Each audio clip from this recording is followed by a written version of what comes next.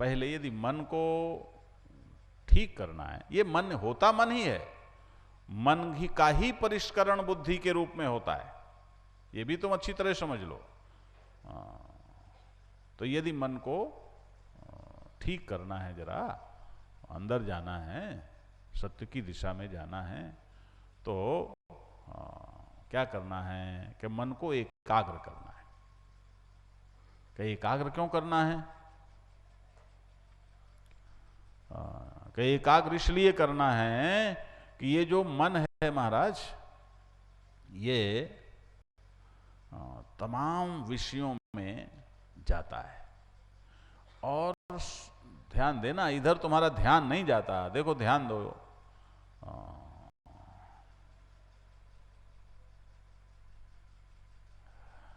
तमाम विषयों में जाता है। और तुम यदि अपने जीवन में होश संभालो तो किसी भी विषय में आज तक तुम्हारा मन टिका है क्या? बोलो। तुम्हें लगता है हमें पैसा बहुत पसंद है, अरे पैसे में भी नहीं टिकता। भ्रम है कि तुम्हें पैसा बहुत पसंद है। पैसा तुम्हारे लोभ को पसंद है, तुम्हारे अहंकार को पसंद है, तुम्हारी गरीबी को पसंद है। ध्यान देना, ज्यादातर जो अपने को धनवान समझते हैं ना, वो ज्यादातर अंदर से उनका मन गरीब ही होता है। पैसा, आप देखो, आपको पैसा ज्यादा दिखता है कि कम दिखता है? यदि अभी भी कम दिखता है तो तुम गरीब हो, और यदि पर्याप्त दिखता है तो तुम अमीर हो, समझ लो। बड़ी सीधी सी बात है। जिसकी कम पर नजर है वही गरीब है। अरे अभी कहां, अभी तो इतना है। ध्यान देना, मन नहीं टिकता। मन किसी संसार के विषय में, अरे महाराज हमें तो ये चीज बड़ी पसंद है, वहां भी मन नहीं टिकता। किसी को कोई चीज पसंद हो तो बोलो, तुम्हारा मन वहां टिका? हाँ, कि मुझे तो महाराज रसगुल्ला बहुत पसंद है, जरा खाओ, सुबह से शाम तक हम तुम्हें रसगुल्ला खिलाते हैं, खाओ खाओ रसगुल्ला। कितना खाओगे? यहीं की बात है हमारे कुरुक्षेत्र की। ध्यान देना, वो हमें दोबारा मिले नहीं महाराज, हम जानते भी नहीं कौन है। लेकिन मेरा ख्याल है जब हम आए थे यहाँ, 2-3 साल ही हुए थे शायद, दूसरे तीसरे 2002 की या 3 की बात होगी। तो एक महात्मा आ गए, बोले महाराज आप मेरा एक काम कर दो। मैंने कहा बताओ महाराज। उनकी वृत्ति देखने से अच्छी लग रही थी, पता लग जाता है कि कौन कहाँ है, कहाँ ठहरा हुआ है। वो थे तो फक्कड़ जैसे, लेकिन उनकी वृत्ति से लगता था कि ये। और बोले महाराज मुझे गन्ने का रस पीना है। अरे मैंने कहा लो अभी मंगाते हैं।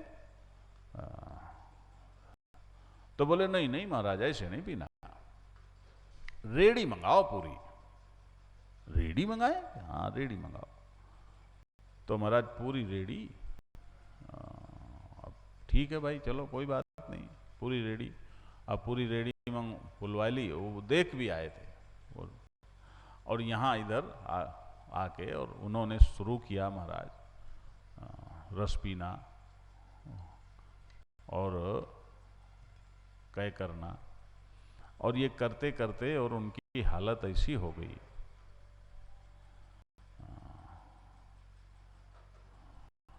तो बोले महाराज कोई बात नहीं, खूब गाली दें अपने शरीर को, ले पी ले पी ले पी। और उसके बाद फिर थोड़ी देर उन्होंने आराम किया, अब फिर इसके बाद वो चले गए। ध्यान देना, तो ये जो मन है, मन को वास्तव में कोई भी चीज पसंद नहीं है। क्या पसंद है? मन को सुख पसंद है। अब जरा समझ लेना तो मन को सुख कौन सा पसंद है? मन को सुख वो पसंद है जो सुख सदैव रहे। बोलो, तुम्हारा मन सदैव सुखी रहना चाहता है या दुखी भी होना चाहता है? बोलो, सदैव सुखी रहना चाहता है। अब मन की परेशानी ये हो जाती है कि मन किसी भी चीज में सुख ढूंढता है। मन के पास सेना कौन सी है? इंद्रियों की है। और इंद्रियां कहां विचरती हैं? अपने अपने विषय में। तो मन किसी भी इंद्रिय से कोई भी सुख ढूंढ के लाता है ना, कहीं भी चिपकता है, सुखी होता है, तो मन को बाद में पता लगता है कि इसमें तो कोई दम नहीं है। सुख मिला और मिलते ही उस सुख की हवा निकलनी शुरू हो जाती है, थोड़ी देर में उसके अंदर जो सुखात्मकता थी वो खत्म हो जाती है, तो मन उससे हट जाता है,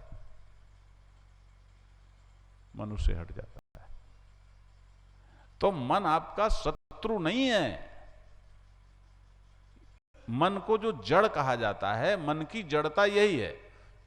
या दूसरे शब्दों में मैंने आपसे कहा, इसको जरा समझना पड़ेगा कि मन अलग, बुद्धि अलग, विवेक अलग, दृष्टा अलग, साक्षी अलग, ऐसा बिल्कुल नहीं है। वही चैतन्य अपनी पहली नारायण निर्बुद्ध श्रेणी में, सीढ़ी में, जब केवल ऑब्जेक्ट से और अहंकार से जुड़ा हुआ है तो मन कहलाता है, वही चैतन्य। और वही चैतन्य जब थोड़ा संपादित होता है, तरासा जाता है, कैसे?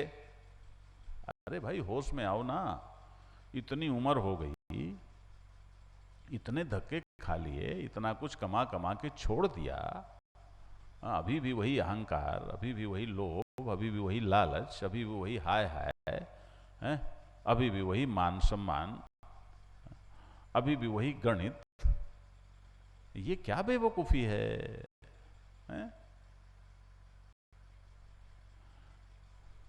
कि ये जब इस प्रकार का विचार आ जाए और फिर इसके बाद धीरे से थोड़ा लौट करके हम सोचना शुरू कर दें कि मन का जो सारा तंत्र है, जिसमें इतना सारा जीवन लगा दिया हमने, इस तंत्र से हमें तृप्ति तो मिली नहीं, संतुष्ट तो हुए नहीं, इस तंत्र को छोड़ो, अब लौटो जरा, अपनी ओर लौटो। तो जब अपनी ओर लौटते हैं ना, समझ लो वहीं से मन का ही बुद्धि में रूपांतरण प्रारंभ हो जाता है। ये समझ लेना, व्यष्टि चैतन्य वही है। क्या होने लगा कि धीरे धीरे विषयों की पकड़ ढीली पड़ने लगी और अहंकार की पकड़ ढीली पड़ने लगी और बहिर्मुखता की पकड़ ढीली पड़ने लगी, अंतर्मुख होने लगे, विषयों से जरा परांगमुख होने लगे, अंतर यात्रा में चले गए। तो वही जो मन है उसका रूपांतरण बुद्धि में होने लग जाता है। ये है। तो उसके लिए क्या करना पड़ता है कि मन चंचल हो गया। चंचल होना मन का दोष नहीं है, चंचल होना मन में एक पॉजिटिव, एक सकारात्मक संकेत है, ध्यान देना। क्योंकि मन आनंद ही चाहता है। अच्छा, मैंने पहले भी तो तुमसे 2-3 बार पूछा है, तुम सुख कैसा चाहते हो? सब जगह की एक जगह, सब जगह, सब समय की एक समय के सब समय, सबसे की एक से कि सबसे, हैं? आजादी से कि गुलामी से कि आजादी से। इसका मतलब हर देश में सुख, हर काल में सुख, हर वस्तु से सुख और आजादी से सुख। तो यदि आजादी से सुख चाहते हो तो इसका मतलब है कि तुम्हें अपने में ही वो सुख मिलेगा, क्योंकि कहीं अपने से अलग गए कि तुम गुलाम हो गए। यहां तक कि अपने से अलग यदि ईश्वर भी होगा तो वो गुलामी भी पसंद नहीं है। सच्ची बात तो ये है, असलियत ये है। छोड़ो, बातें छोड़ो। वो ईश्वर भी तुम्हें स्वयं में ही मिलना चाहिए, और स्वयं में मिलता भी है। स्वयं से कट जाएगा तो बेचारा ईश्वर भी बचेगा नहीं। ध्यान देना। इसलिए नारायण, मन की जो चंचलता है उसके रहस्य को समझो। वो चंचलता, उसके अंदर जो सच्चिदानंद आत्मा का अंश है, प्रकाश है, उसमें जो आनंद तत्व है, जो शाश्वत सुख है, उस सुख को पाने की उसकी सहजता के बावजूद उसने तमाम विषयों में मुंह मारा, लेकिन कहीं से जब उसको वो सुख नहीं मिला तो चंचल हो गया। अब उसकी आदत पड़ गई, क्योंकि अहंकार से चिपका है, विषयों से चिपका है, यही जड़ता है। तो इस जड़ता के कारण उसमें अभ्यास पड़ गया चंचल होने का। इसलिए उसको एकाग्र करने का प्रयास करना पड़ता है ना? एकाग्र करना पड़ता है। एकाग्र एक दिशा में, एक तरफ हो गया। जैसे मैं ऐसे बैठा हूं, अब ये मेरा मुंह इधर है, ये अग्रता हो गई। तो एकाग्र माने एक ही दिशा में उसका मुंह रहे, एक ही दिशा में टिका रहे, एकाग्रता है। ऐसा करके आत्मविशुद्धये योगम युंजात। योग क्यों करे कि आत्मविशुद्धये। अब आत्मविशुद्धये का अर्थ यहां एक बात ये भी समझ लो कि आत्मविशुद्धये माने जो तुम्हारा अंतःकरण है उसमें जो तमाम कचड़ा तुमने डाल रखा है कि उस कचड़े को नारायण निकालने के लिए आत्मविशुद्धये का अर्थ ये भी समझ लो कि जो तुम्हारा अपना अंतरात्मा है उस अंतरात्मा से अपने उसी से अंतःकरण तुम्हारा प्रकाशित है कि उस अंतरात्मा से अपने अंतःकरण को एकात्म करने के लिए कि अपनी बुद्धि का मुंह उधर घुमाना है ना, आत्म चैतन्य की तरफ। और ज्यों ही बुद्धि और आत्म चैतन्य ये आमने सामने हुए महाराज, तो सन्मुख होए जीव मुहि जब ही जन्म कोटि यज्ञ नासों तब ही। लो बुद्धि को पता लग गया कि अरे ये तो मेरा बाप तो ये आत्मा है। अब देखो इस बात को जरा समझ लेना चाहिए। जैसे हम सूर्य के सामने दर्पण रख देते हैं तो सूर्य की किरणें कहीं जाती हैं, उस दर्पण को यदि हम तिरछा रखे हैं तो सूर्य की किरणें इधर से आके इधर चली जाएंगी, है ना। हम लोग ना चित्रकूट में रहते थे तो कामदगिरी में पहाड़ में नारायण परिक्रमा मार्ग में पीली कोठी स्थित है। तो नारायण हमारे कमरे में सूर्य का प्रकाश आता तो अंदर से ही दर्पण से ऐसे घुमा के और बंदरों के चेहरे में प्रकाश डालते तो बंदर इधर उधर भागते, है ना, तो प्रकाश पड़ता है ना। अब उसमें यदि उस प्रकाश को इधर से आ रहा है और इधर जा रहा है, यदि उस दर्पण को सूर्य की ही तरफ कर दो सीधा 90 डिग्री में तो क्या होगा, एकदम लंबवत उसी दिशा में कर दो तो क्या होगा, तो फिर उसका प्रकाश इधर उधर नहीं जाएगा, फिर वो आ करके सीधे ऐसे लौटेगा। तो दर्पण को सूर्य का साक्षात्कार हो जाएगा। बात पकड़ में आ रही है। जब तक तुम्हारा दर्पण तिरछा रहेगा तब तक सूर्य का प्रकाश दर्पण से टकराकर परावर्तित होकर किसी और दिशा में जाएगा, और वह सूर्य का प्रकाश दर्पण से टकराकर जब किसी दिशा में जाकर किसी भी वस्तु को प्रकाशित करेगा तो दर्पण को यह भ्रम होगा कि ये मेरा प्रकाश इस वस्तु में पड़ा, और दर्पण उस वस्तु को स्वयं से प्रकाशित हुआ मानेगा और उस वस्तु का अभिमानी हो जाएगा। बात समझ में आई कि नहीं आई? जबकि दर्पण में प्रकाश है नहीं, प्रकाश तो सूर्य का है। मन में चेतना उसकी अपनी है नहीं, चेतना तो चिदंश की है, चेतना तो आत्म चैतन्य की ही है ना। तो जब दर्पण को हम सीधे 90 डिग्री पर करेंगे तो फिर वो प्रकाश उसी से आकर सीधे सूर्य में जाएगा और दर्पण को सूर्य का दर्शन हो जाएगा, है ना। ये है ध्यान। और जब सूर्य का दर्शन हो गया तो दर्पण को तुरंत इस बात का बोध होगा कि मेरा प्रकाशक तो ये है, मैं प्रकाश नहीं हूं, प्रकाश पुंज तो ये है। और दर्पण में जो प्रकाश है, ध्यान देना, दर्पण में जो प्रकाश है वो प्रकाश फिर सूर्य में ही समाहित हो जाएगा। ये हो गई समाधि। बात समझ आई कि नहीं आई? इसलिए कि कैसे करें कि पहले मन को एकाग्र करना है और आत्मविशुद्ध ये जो दर्पण में भ्रम है ये अंतःकरण मान लो कि ये दर्पण हो गया अंतःकरण, करण माने औजार, ये अंतःकरण हो गया। और इसमें जो आत्मा का प्रकाश है वो तुम्हारा आत्मा हो गया।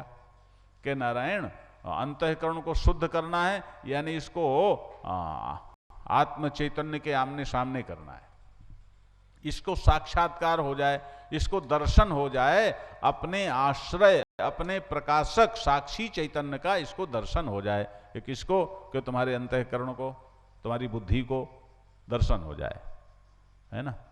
और जब दर्शन हो जाएगा तो आत्मविशुद्ध ये कि तुम्हारा जो आत्म चैतन्य है वो नारायण इस करण में प्रकाशित, तो उसी से करण हो रहा है तुम्हारा अंतःकरण, है ना। लेकिन इसमें फिर उस प्रकाश का साक्षात्कार होने से ये एकदम से शुद्ध ही नहीं होगा, ये वही हो जाएगा, वही हो जाएगा, फिर पूरा सूर्य ही इसमें समाहित हो जाएगा, ये सूर्य में समाहित हो जाएगा। तो नारायण इस प्रकार से योग करे, माने इसे अपने को जोड़े, ये साधन करे। समम काय शिरो ग्रीवम धारयन्नचलम स्थिरः संप्रेक्ष नासिकाग्रम स्वम दिशश्चानवलोकयन। और कैसे करे महाराज? ये तो आत्मशुद्धि का मैंने अर्थ बताया कि इसके लिए इस प्रकार से बैठे, और बैठने में काय समम काय शिरो ग्रीवम, के भाई तुम्हारा ये जो शरीर है और सिर है और तुम्हारी गर्दन है, कि इसको जरा लंबवत है, ये लंबवत सम कोण में रहे। सम कोण बनाते हो ना, जिसे 90 डिग्री का कहते हैं, वो सम कोण में रहे, मेरुदंड बिल्कुल सीधा रहे महाराज, ऐसी स्थिति इसकी रहे।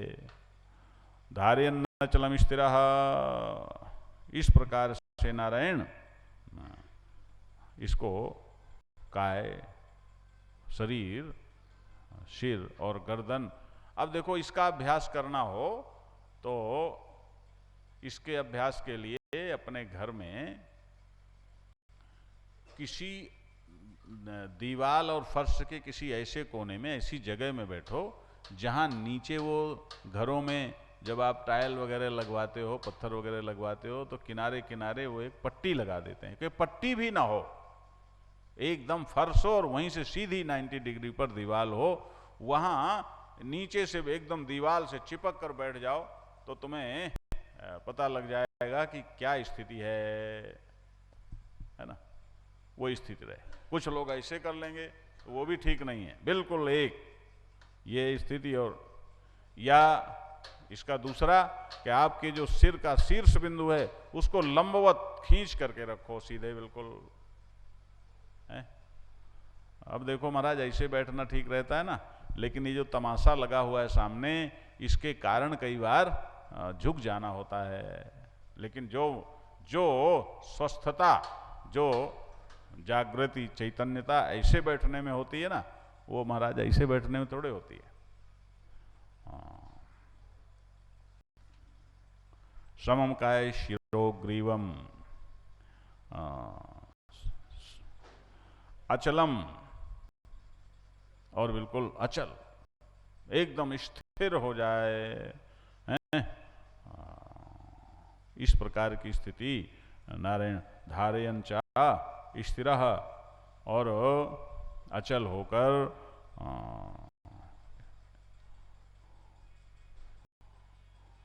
और अपने आप में एक सहज, अब हम क्या बताएं, मैं हूं और अपने को जान रहा हूं।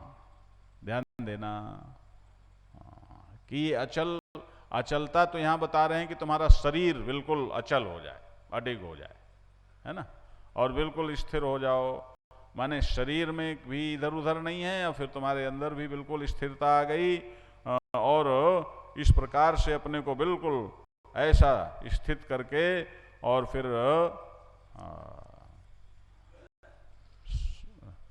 अपनी नासिका के अग्रभाग में देखो,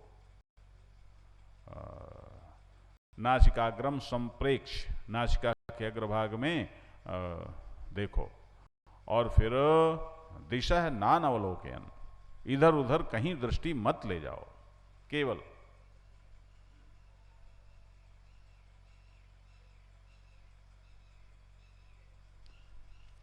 ये भगवान नारायण ध्यान की पद्धति बताते हैं, ध्यान की विधि बताते हैं।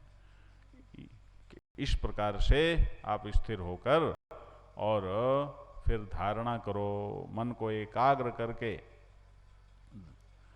धारणा की जाती है। तो जब धारणा, ये जो मन की एकाग्रता है, ये प्रैक्टिकल बात आपको बता रहा हूं, मन की एकाग्रता यदि 3 मिनट से भी अधिक हो जाए, समझ लो, तो तुम्हारा ध्यान की कक्षा में प्रवेश हो गया, ये समझ लेना। महाराज 3 मिनट भी मन नहीं लगता। एक और, लोगों को इतना बड़ा भ्रम है कि हमारा मन भगवान में नहीं लगता, ध्यान में नहीं लगता, दूसरी चीज वो कहते नहीं हैं, लेकिन उन्हें ऐसा भ्रम रहता है कि उनका मन संसार में लगता है। अरे भाई, आज तक कोई माई का लाल इस सृष्टि में पैदा नहीं हुआ जिसका पूरा पूरा मन संसार में लग गया हो। सवाल ही नहीं पैदा होता कि संसार में तुम्हारा मन लगे। याद रखो, यदि संसार में मन लग गया होता तो तुम्हें ध्यान की बात ही नहीं सूझती। पहली बात तो यह है, ध्यान की तुम्हें बात सूझती है, इसका मतलब तुम्हारा मन संसार में नहीं लगा, तुम कुछ और चाहते हो। नहीं लग ही नहीं सकता। लगेगा कैसे? लगेगा कैसे? क्योंकि संसार में और मन में विजातीयता है, सजातीयता नहीं। हां, तात्विक दृष्टि आ जाए तो फिर सजातीयता हो जाएगी। संसार भी सच्चिदानंद ब्रह्म है और मन में भी सच्चिदानंद ब्रह्म का ही प्रकाश है, आत्मा का ही प्रकाश है। ध्यान देना। तो वो जब तक वो चीज पकड़ में नहीं आई, जब तक वहां प्रतिष्ठा नहीं हुई, तब तक मन की जड़ता और संसार की सापेक्षता, ये तो महाराज झगड़े ही पैदा करेंगे, इनमें कभी शांति उत्पन्न होने वाली नहीं है। याद रखो, सवाल ही नहीं पैदा होता, सवाल ही नहीं पैदा होता। तो इसलिए कि इस प्रकार से स्थिति बना लो कि सीधे नासिका के अग्रभाग में देखते हुए और इधर उधर बिल्कुल नहीं देखना। फिर प्रशांत आत्मा विगत भीर ब्रह्मचारी व्रत स्थितः मनः संयम में मच्चित्तो युक्त आसीत मत्परः। फिर क्या? ब्रह्मचारी व्रत स्थितः। ये जो ब्रह्मचर्य है ना महाराज, ये सत्य, अहिंसा, ब्रह्मचर्य, अस्तेय और अपरिग्रह, ये 5 यम हैं। ये जो यम है ना 5, सबसे पहला योग का जो पहला अंग है वो यम है ना। तो ये यम जो आपका दूसरे की दृष्टि से जो आपका जीवन है उसमें आपको कैसे रहना चाहिए, ये यम है।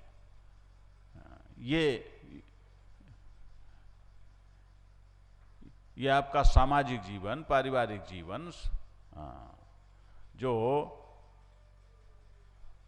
तुम्हारा वैश्विक जीवन है, उस जीवन में ये यम काम आता है। सबसे पहले योग की दिशा में, स्वस्थ होने की दिशा में जब तुम आगे बढ़ते हो तो पहली चीज है कि भाई तुम लोक दृष्टया कैसे रहते हो, लोक सापेक्ष तुम क्या हो, क्या नजरिया है तुम्हारा, है कि सत्य है, अहिंसा है, किसी को तकलीफ तो नहीं देते हो,